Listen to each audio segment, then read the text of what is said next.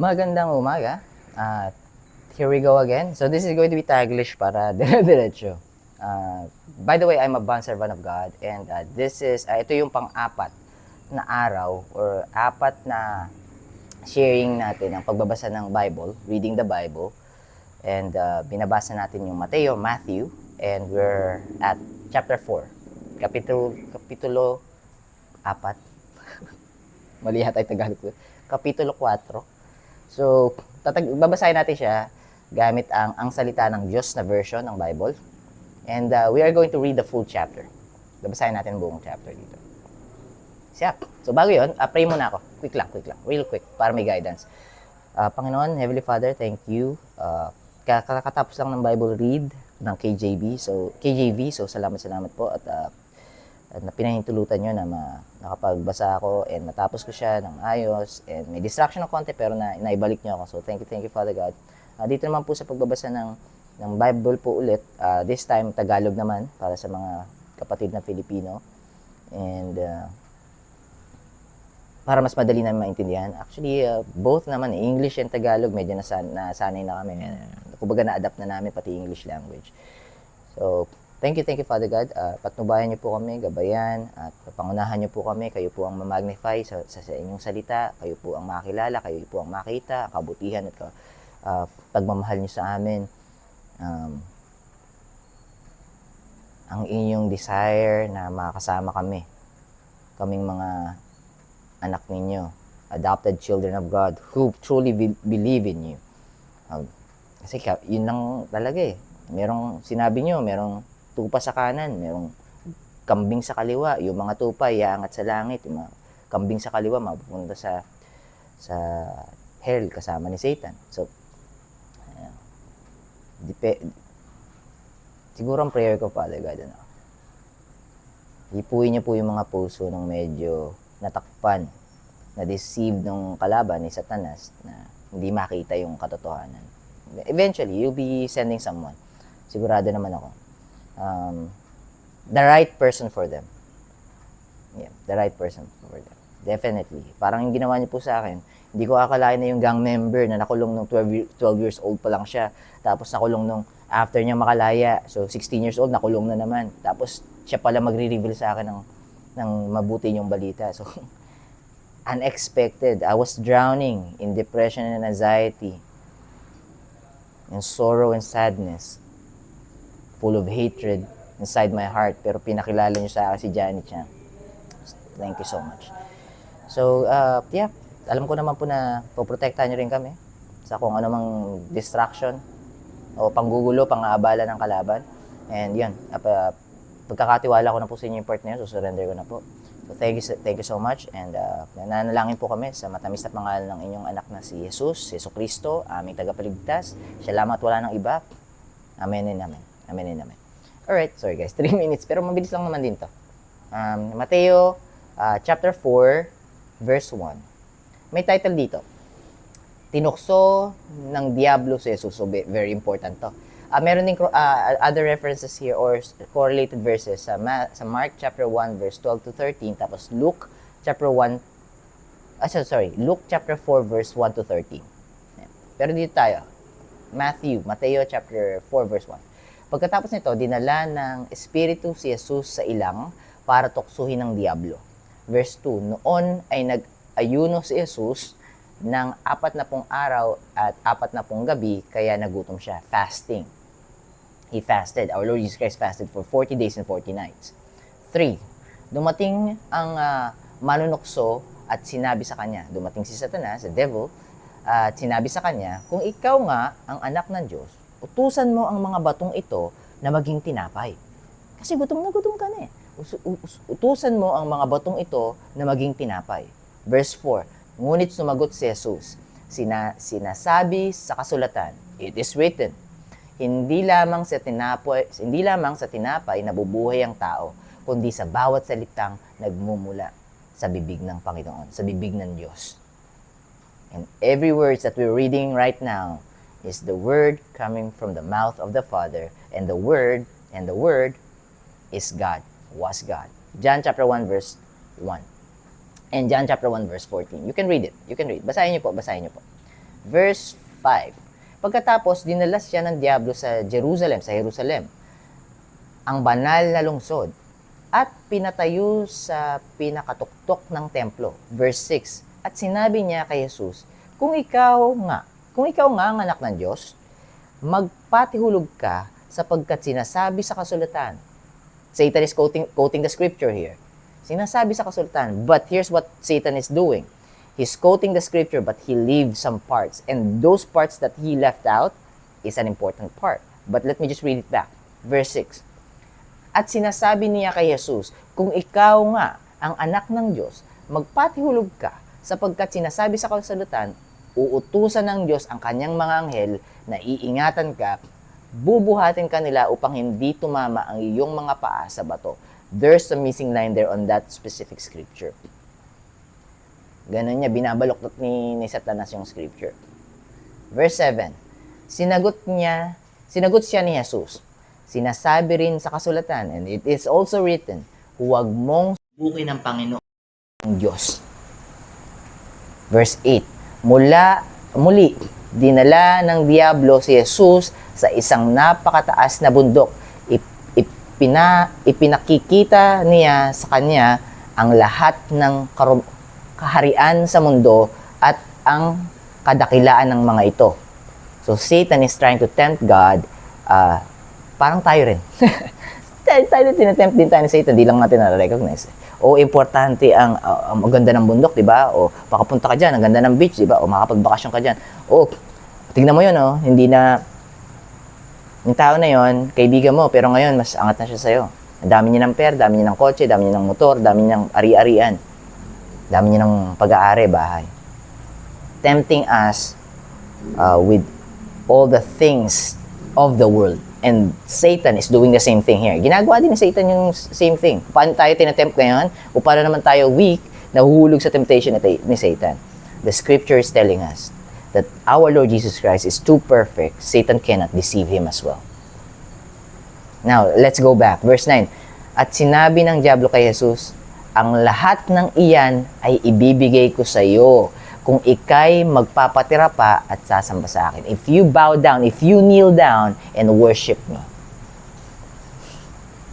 Satan is trying to tempt and deceive our Lord Jesus Christ. Now, Satan knows the scripture.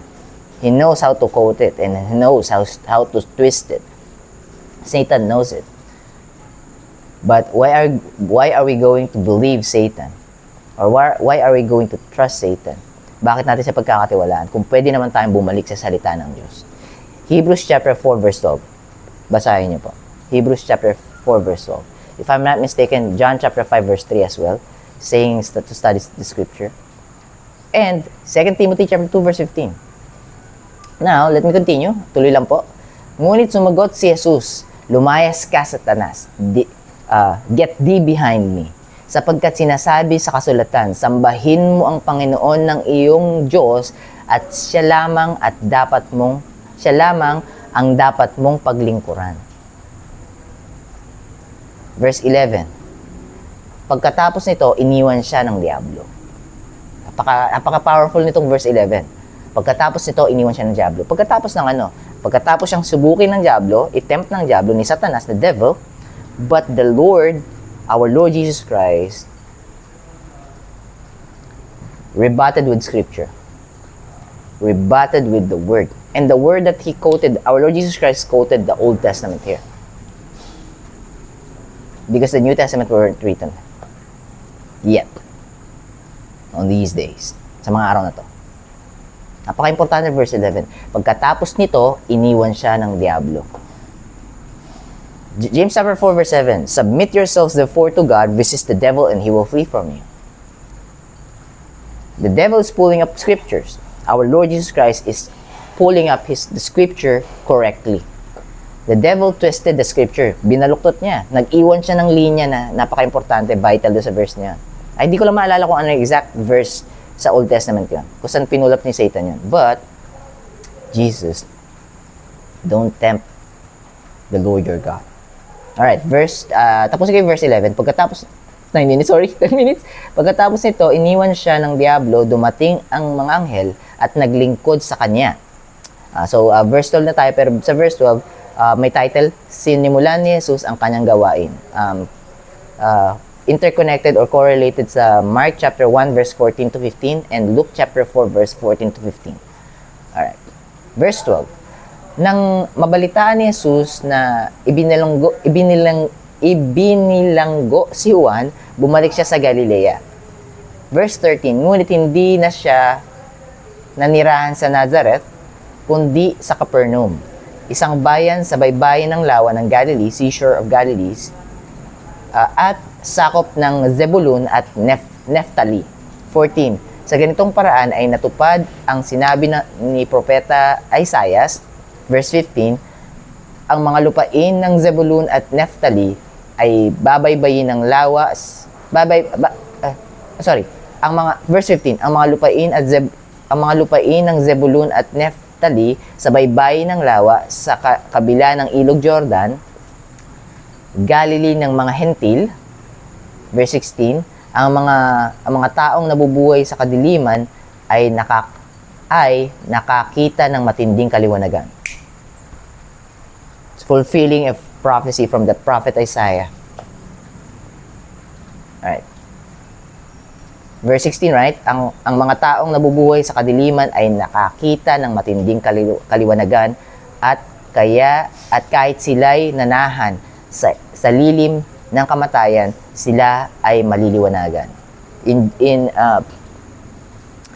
John the Baptist says it, He is the light and the life of men, meaning our Lord Jesus Christ. Darating din tayo na mababasa natin. So verse 17 tayo, malapit na po. Hanggang verse 25 lang tayo. For verse 17, mula nooy nagsimulang mangaral si Jesus, magsisi kayo sa inyong mga kasalanan at magbalik loob sa Diyos, dahil malapit nang dumating ang kaharian ng langit. Verse 18, pero may title ulit, ang mga unang alagad ni Jesus. Connecting verses, correlating verses is Mark chapter 1 verse 16 to 20, Luke chapter 5 verse 1 to 11. Alright, verse 18 tayo ng Matthew chapter 4, Mateo kapitulo 4. Verse 18, habang naglalakad si Jesus sa tabi ng lawa ng Galilee o Galilea, nakita niya ang magkapatid na sina Simon, na tinatawag ding Pedro, Simon Peter, at Andres, Andrew. Naghahagi sila ng lambat sa lawa sapagkat sila'y mga mangingisda. Verse 19, sinabi niya sa kanila, hali kayo, sumunod kayo sa akin at gagawin ko kayong mangingisda ng mga tao. Fishers of men. I will make you fishers of men. Come follow me and I'll make you fishers of men. Fishers of man. I'm saying fishers of man. Verse 20. Kaagad nilang iniwan ang mga lambat nila at sumunod sa kanya. Verse 21. At habang patuloy siyang naglalakad, nakita naman niya ang magkapatid na sina Santiago, James, at Juan, John. So, John the Beloved and James his brother. And na mga anak ni Zebedee, nasa bangka sila kasama ang kanilang ama at nag-aayos ng kanilang lambat. Tinawag din niya ang magkapatid. Verse 22, agad nilang iniwan ang kanilang bangka at kanilang ama at sumunod kay Jesus. Alright, verse 23, pero may title ulit. Pinagaling ni Jesus ang mga may sakit. Alright. Correlated and connected verses, Luke chapter 6 verse 17 and 19. Alright. Verse 23, nilibot ni Jesus ang buong Galilea habang nagtuturo sa mga synagogue. At ipinangaral ang magandang balita, good news, tungkol sa kaharian ng Diyos. At pinagaling din niya ang lahat ng uri ng sakit at kapansanan ng mga tao. Verse 24, naging tanyag siya sa buong lalawigan ng Syria at dinala sa kanya ang lahat ng may sakit at mga nagdurusa dahil sa matinding karamdaman. Ang mga sinasapian ng demonyo, ang mga may epileptic, at basahin ko lang muna yun epilepsia, at ang mga paralitiko, paralyzed, lame, sa other version or other translation. At pinagaling niya silang lahat. Last verse po. Verse 25, sinundan siya ng napakaraming tao mula sa Galilea, sa Decapolis, sa Jerusalem, at sa lahat ng bayan ng Judea, at sa mga lugar sa kabila ng Ilog Jordan. So yan yung pagbabasa po natin, Mateo Kapitulo 4, Matthew chapter 4, bukas po chapter 5, double check ko lang, kaya ba natin ng isang basahan chapter 5? Medyo mahaba na to. 2 parts na to, 48. Verse 1 to 48 yung Matthew chapter 5. So, two parts po yun. Hatiin natin. Napag-aralan ko kung saan dapat tuminto. Pero hatiin ko sa dalawang araw na pagbasa.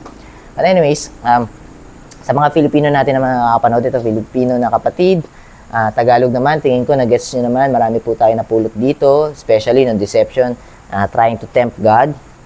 Satan's trying to tempt God. What God do, or what He did, and how he responded to the enemy. So, if the enemy, may correlation yun pwedeng ma-connect sa atin because the enemy won't stop deceiving us. He tried to deceive our Lord Jesus Christ. So, paano nilabanan ng Panginoon? Paano siya rumisponde? O paano siya nag-reply? Pulling up the scripture. So, anong aral natin doon? If Satan is trying to deceive us, trying to tempt us, trying to manipulate us, trying to get us back to Him. Simple lang, isa lang ibig sabihin nun, we're getting closer to God. We're getting to know God more. And we are finally receiving wisdom from God na dati hindi natin nakikita. And Satan doesn't want that because hihina kapangyarihan. And once we accepted our Lord Jesus Christ as our one and only Savior, truly, sincerely, totoo hindi yung pretentious, hindi yung, sige nga, dahil sinasabi niya, tinanggap niya Panginoon sa Kristo, para di niya na ako kulitin, sasabihin ko na lang din. And pag naunawaan, yung iba, maunawaan kalahati. Okay, so pinatawad pala ako ng Panginoon niyo, no? So tatanggapin ko siya para magawa ko niyang kasalanan. Kasi sabi niyo, past, present, and future Kasalanan sa nakaraan, kasalanan sa ngayon, pati sa kasalanan sa hinaharap, bayad na niya. O gagawa na ako ng kasalanan sa hinaharap. Basta sabihin ko lang kung siya tigapagligtas ko. You can fool us. You can deceive man, but you can never deceive God. If you're the type of person trying to use grace as a license to sin, you have to think again. I'm not scolding you, I'm just telling you the truth. You are not covered by the blood of our Lord Jesus Christ. You are not covered yet. I'm not saying that you're part of the goat, you might be lost still. You have to try to be honest and open. With an open heart and open mind, and try to read the scriptures. Kung nasaktan ka ng mga nagtuturo ng salita ng Diyos dahil sa kanilang sariling kapakanan, tumaba ang bulsa, mabuhay ng mas marangya, nabuhay ng mas komportable, na hindi nahihirapan. Pwede pala yun, manloloko lang pala ako. Gamitin ko lang pala salita ng Diyos, makakapanloko na ako.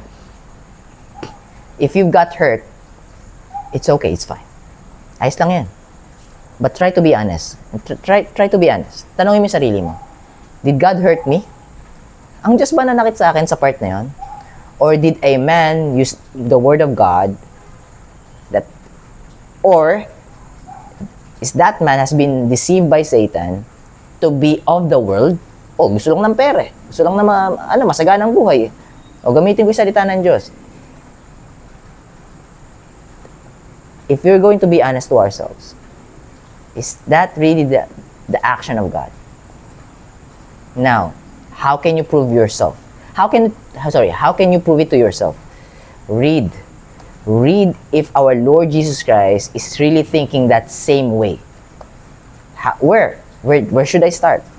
If you got hurt, and dahil sa gawa ng tao, tignan nyo kung ganun ba kumilos ang Panginoon. Basahin po ninyo. Saan? Simulan nyo sa John. Pag nabasa nyo po yung John, tapos balikan nyo yung Matthew. Kasi sa Matthew, medyo detalyadong magsulat. Si Matthew. Talagang siya, to the T. Eyes will have dots, T's will have cross kay Matthew. As in, ma-detail. So, hindi sobrang detailed. So, hindi perfectly detailed, but mas ma-detailed siya compared kay John, kay Luke, kay Mark. Tapos si Luke medyo detailed din. Those are the gospel of our Lord Jesus Christ. They wrote it down. Ngayon, kung tingin nyo, after nyo basahin yun, without judging, sorry, na-stretch na natin. Without judging. Babasahin ko lang to for the sake of the argument na nabasa ko na at mali ka. Don't come in reading it, judging it right away. Buksan nyo muna kasi papatunayan nyo kung sinungaling yung taong nanakit sa inyo eh. O kung talaga ba niya sinasabi ba niya o ginagawa ba niya yung gustong pagawa sa kanya ng Diyos eh. How can you prove it to yourself if you're not going to be honest to yourself reading it? At least read the book of John. Nasa New Testament po to. Kasi wala pa si Jesus Christ. Yung word, yung name ni Jesus Christ, wala pa doon sa Old Testament. But our Lord Jesus Christ, His essence and His divinity is in the Old Testament already. O JB, medyo komplikado yun ha. Read the Bible. But for the meantime, kung nasaktan kayo ng mga nagpapanggap na alagad ng Diyos, Satan came here to kill, steal, and destroy. And Satan is a wolf hiding in sheep's clothing. He can pretend to be one of us, to be one of God, just to distort the church. Who's the church? The body of believers of Christ, not the four corners of a building. The four corners of the building is where the church goes to worship God and to get to know God. If two or three gathers, there's God in the midst of them. So for example, ito, nagbabasa ako ngayon, and I'm involving you. I'm trying to share the word with you. And if you're paying attention, not here, don't look at me, kasi kapangit ko eh. I'm not good looking eh. Yung boses ko, boses pala ka, madalas. Don't mind this. Just try to pay attention to the word. If 2 or 3 gathers, the Lord is with them. If 2 or 3 gathers, the Lord is with them.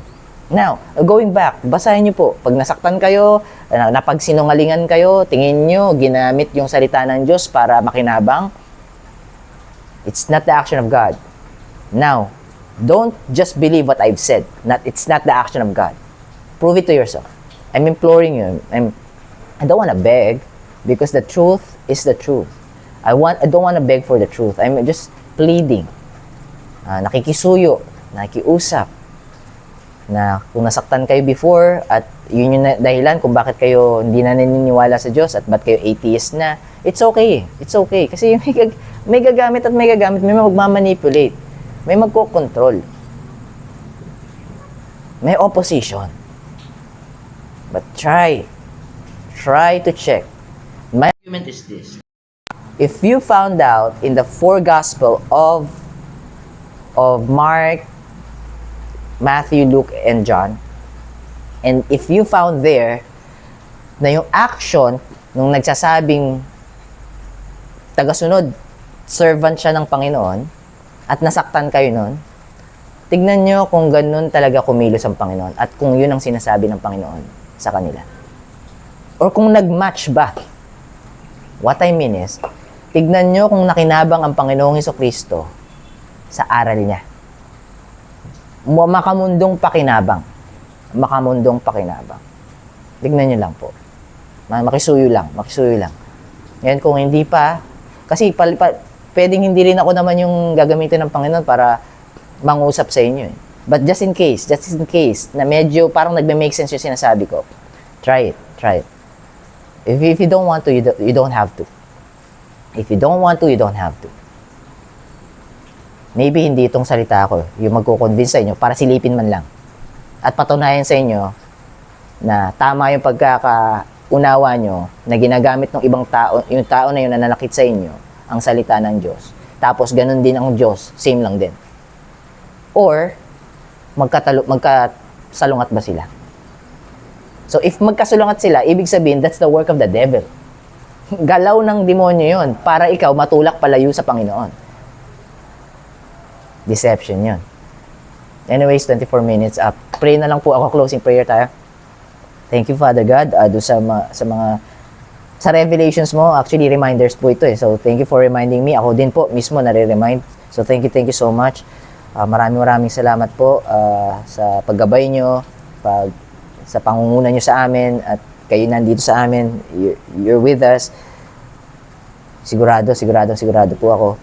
And sa protection din po ninyo, sa kung ano man pong pang-aabala, panggugulo, o pang-distract ng kalaban, ay hindi po siya nagtagumpay. So maraming salamat po, Panginoon. Pagpa-pray ko na rin po lahat ng pwedeng makinig o makapakinig nito. Hindi po ako sigurado kung ako po yung gagamitin nyo para sa sila ay makilala kayo, o baka iba po. So, but anyway, salamat po at binigyan nyo ako ng lakas para gawin to, basahin. Tinulak nyo ako, nagpa-procrastinate na ako kanina. Sabi ko, pagkatapos ng Bible read, okay na siguro yun. Pero hindi. The Holy Spirit is convicting me and I'm just gonna follow the Holy Spirit, Father God. I'm just gonna follow the Holy Spirit. So, thank you, Father God. Thank you so much. And kapayapaan para sa lahat, panalangin ko. Pahinga para sa lahat. Mabuting kalusugan. Maayos na kalusugan para sa bawat isa. At financial na kalayaan para sa lahat. Alam ko kailangan lang namin matutunan na yung financial na kalayaan hindi para sa sarili namin para yun ipagpatuloy ang pagpapakalat at pagpapaunawa sa ibang tao kung gaano kapangyarihan at kung gaano mo kami kamahal at kung gaano mo kagusto na kami makasama mo sa langit at ayaw mo kaming mapapunta sa kalaban, which is kay Satanas. So maraming salamat po. Yung panalangin ko, 90% doon worldly desires. Pero susuko ko na po sa inyo yun kasi alam ko mas mainam at mas maganda at mas mabuti ang anumang plano nyo para sa amin. So not our will but yours be done, Father God. Thank you for being with us. I'm praying, nananalangin po ako sa ngalan ng aming Panginoon na nag-iisa mong anak na ipinadala sa amin para kami iligtas. Sa pangalan niya, in our one and only Savior's name, Father God, in Jesus Christ, sa pangalan ni Yesu Cristo, Jesus Christus, Yeshua HaMashiach, in His mighty name, Father God, I'm praying, amen and amen. Amen and amen. Alright guys, bukas Matthew chapter 5 tayo. Ano na lang, English, Taglish na lang. Hindi ko alam kung bakit, parang napapa-English pa rin ako, nasanay siguro. Pero hindi ako fluent sa English. Just to let you know. Bago yun, kung saan ba ako mapunta, I want to share with you Matthew chapter 11 verse 28, 29, and 30. Lahat ng nahihirapan at nakakaranas sa paghihirap ngayon, try to read it. Matthew chapter 11 verse 28, 29, and 30. Tapos yung gustong makilala pa Panginoon, 2 Timothy chapter 2 verse 15 and 16. Hindi ko maalala kung John chapter 5 yun verse 3 Tingnan ko lang, verse 3. Okay. Try natin sa KJV. Sorry guys, konting stretch na lang. Stretch ko na lang konti pa. Okay. 23 yata. Talking about the scriptures yun